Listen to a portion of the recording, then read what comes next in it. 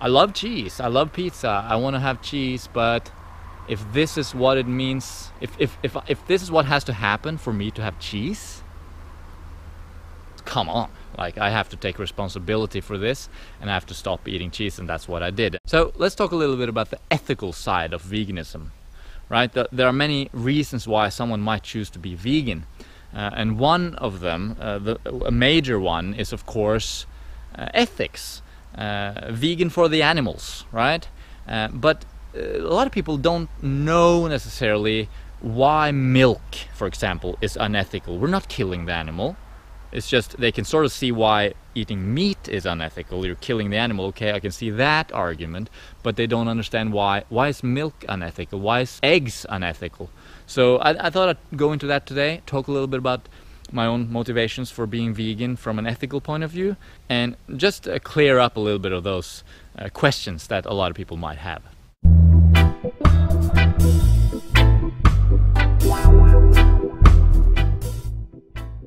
So my personal motivation to be vegan is mostly driven by health reasons. I believe that eating plants is healthier for humans than eating animals.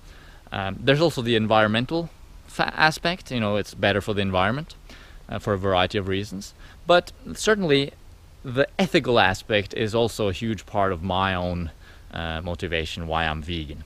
And I remember back in the day, the sort of trigger that made me go vegan was definitely ethical in nature rather than health, because I can accept putting something into my own body that harms my health. I can do that. That's my own responsibility. But I couldn't take someone else's life just for the sake of taste pleasure. I didn't want to cause another animal pain and suffering just because I wanted to have something, you know, I don't know, bacon or cheese. So let's talk a little bit about it, because at the most fundamental level, veganism is about not exploiting animals. Okay, so that's the fundamental thing. We don't want to exploit animals for our own good. We don't want to enslave animals. Animals are here just like us. We are animals. And we're here to enjoy our life and to live our lives. And to deprive another being of freedom and of the ability to make their own choices and live their own life, that is unacceptable in my opinion. And of course there is the natural order of things. You know, a lion will eat an antelope. It's part of the cycle. But I don't, you know, humans, we're not actually designed to eat animals. We are frugivores by nature. So we don't, and even by modern science, even if you argue with that, you could still agree probably that modern science has established that we do not need to eat animal products in order to be healthy. A vegan diet can be fully acceptable even in the eyes of a mainstream nutritionist.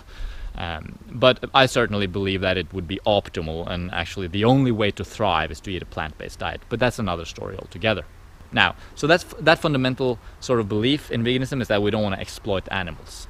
And then of course, at the most crude, the most crude, most obvious example of that is meat, right? If you're eating meat, then you're essentially paying someone to kill another animal, right? And we do not want to do that. We don't want to kill animals just for the sake of our taste pleasure. So most people sort of get that argument. But then they say, what about milk, right? Like, milk, isn't that the animal isn't killed? We're just taking the milk. We're helping the cow, even some people say. Well, first of all, there's that fundamental thing again, where we're actually enslaving an animal, right? Even if they're free to roam a certain area, they're still restricted. Their freedom is restricted, and they're looked upon as a commodity. We are exploiting that animal. We're not. It's not an honest relationship there where we're friends with the animal. No, we're actually using the animal for our own good, and we're stealing the milk. And that's part of it, basically, because the thing with milk is that in order to get the milk, you have to remove the calf, because the calf wants the milk, obviously. Of course, the calf gets a little bit of the milk the first few days typically, but then it's removed, and that really is a tragedy if you think about it. Here's a mother, the cow, and her child. she's given birth to her child. They have a bond like any mother and child has. And then they kidnap the calf, they take it away, and they slaughter it, typically. Calf, is it called veal, is it? They eat it, right? They sell it around the world, people eat calves. You're eating babies, okay? You are eating a baby. That's pretty worked up. But, okay, from the perspective of the milk again, that mother is now grieving. Her child is gone. And it's a known fact that cows are, when they've lost their child, they go looking for it everywhere. They're crying for days.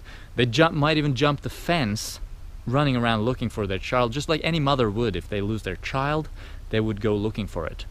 And this is the biggest tragedy of the milk industry. And then of course there's the rape, because you have to impregnate the cow continually to make it have milk, right? So that's done, and that's a violent kind of rape. It is literally rape. You are raping the animal. So that's not nice at all. And then there's the captivity aspect. Of course, some cows are locked in these little cages. Other cows are able to roam around, but there's a restriction of freedom, some worse than others. But either way, if you're buying milk, you're causing that family tragedy of the calf being removed. Let's not even get into the health aspects of drinking milk.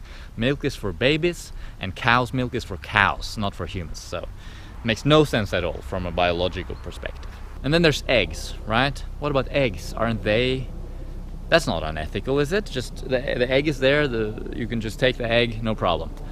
Well, okay, if you're on a farm and there's chickens roaming around and they're just laying eggs, unfertilized egg around, and you eat that, well, okay, that's not really that big a deal. Of course, again, why would you eat a chicken, period?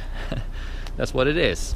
Nutritionally as well, it has some valuable nutrients, sure, but it also has an excess of nutrients that you really don't want. But ethically speaking, that's not too big of a deal, except the fact that you are again exploiting the animals, because I bet they're not really free to roam anywhere. You have them caged up maybe in a chicken coop, is that what it's called? I don't know. You have a little chicken house. They're not free to roam, so you are essentially having some chicken slaves in your garden. That's essentially what it is. And people might laugh at that, but that is exactly what it is. It is slavery of animals. And we don't like slavery of people, and I don't like slavery of animals either. I like them to be free, and that goes for chickens as well. And certainly when you're in a commercial facility, the conditions for the chickens are not really good. Even in free range situation, they typically don't. It's not very healthy for a chicken to be in such a scenario. They might not even see daylight, and then the worst of all is of course the battery cages, where they're just stuck in this little cage and they're just laying eggs. It's horrible. It's really horrible, and I urge anyone out there considering to be vegan to just take a look at some of these images that I know all of you have seen. Maybe you don't want to look at it, but if you're choosing to eat meat or drink milk or eat eggs, you need to look at this, because you are literally paying people to do these horrible acts for you. But here's the thing, regardless of how great the conditions are for the chickens in whatever farm you're buying your eggs from, there's a common denominator in all of them, and that is that male chickens do not produce eggs, right? So for the egg industry, the male chickens are useless, mostly useless. So right after hatching, they will check all the chickens, and the females will go down that way and become egg chickens, or whatever they call them, and then egg producing chickens, whatever. And the males will go the different way. They will throw the males that direction. And this is horrible, this is really bad. The male chickens will literally be churned to death, alive. They'll put into a big churner, and they will just be crushed to death right after hatching. So if you're buying eggs, free range, organic eggs, whatever, you're paying for the murder of thousands, if probably millions, of male chicks going straight into that grinder, grinding them to death right after, alive. It is absolutely gruesome. If they're not going into the grinder, then they're going into a bag where they're gassed and suffocated to death. So we're talking about the Jews and 6 million Jews killed, the Holocaust, right? Well, the animal Holocaust is going on right now, and those chickens are killed by the million probably every year. So I suggest you think twice before you buy eggs the next time. They're not as innocent as they might seem. So those are some of the main ethical aspects to consider if you're looking at veganism from an ethical perspective. It's not just as simple as killing animals or not. Milk and dairy and eggs, there are ethical implications to this, possibly a little bit more subtle than the meat industry, but they're still very important to consider. And personally, I don't want to have anything to do with the animal agriculture industry. I can to a certain degree accept that some people believe that they need to eat meat or whatever, or dairy to survive, and they go out and they hunt and they do that. I can to a certain degree accept that. But the industrial agriculture of animals, even on small scale, has such huge implications, ethically speaking, towards those animals, that I don't want to have anything to do with it. Just hell no. Hell no. It's not acceptable, and that's what made me go vegan first, actually, when I heard about this family tragedy situation when it comes to the milk industry, where the calf is taken away from its mother. It was just heartbreaking, and I was like, I love cheese, I love pizza, I want to have cheese, but if this is what it means, if this is what has to happen for me to have cheese, come on. Like, I have to take responsibility for this, and I have to stop eating cheese, and that's what I did. And now, a few years down the line, 7, 8 years down the line or something, I'm not missing cheese whatsoever. I'm super happy with my diet, as you can probably see from most of these videos on this channel, and I haven't looked back ever since. I love being vegan, I love eating plants, and I love knowing that I am not contributing to the animal industry because of all the different nuances of